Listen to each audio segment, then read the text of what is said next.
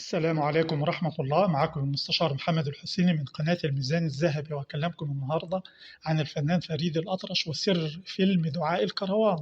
فيلم دعاء الكروان إنتاج عام 1959، وأراد الموسيقار فريد الأطرش أن يقوم بإنتاج رواية دعاء الكروان، ويقوم هو بدور الباشمهندس، وطلب ذلك من الدكتور طه حسين فلم يعترض.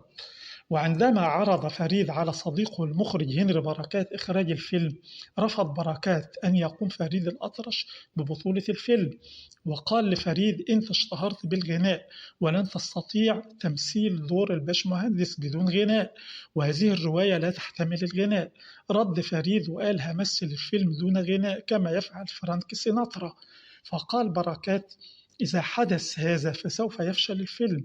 فحصلت قطيعة بين فريد الأطرش وهنري بركات بسبب هذه الواقعة، فقرر هنري بركات إنتاج الرواية بنفسه وأخرجها، وشاف من وجهة نظره كمخرج إن أنسب فنان يقوم بدور الباشمهندس الدنجوان هو الفنان كمال الشناوي، فأرسل الدور والسيناريو له.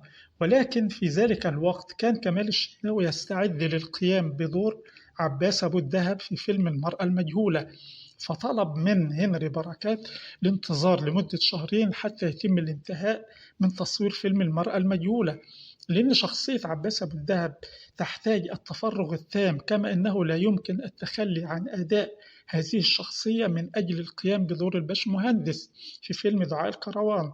فذهب دور الباشمهندس الدنجوان إلى الفنان أحمد مظهر،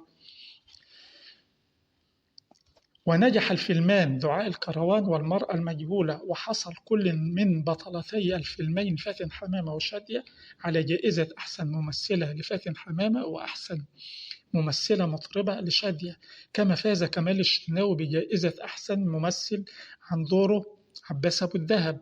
ولم يفز أحمد مظهر بأي جائزة في فيلم دعاء الكروان، لأن الدور الرئيسي في فيلم دعاء الكروان لم يكن للباشمهندس، ولكن كان لأمنة الذي قامت به سيدة الشاشة العربية فاتن حمامة.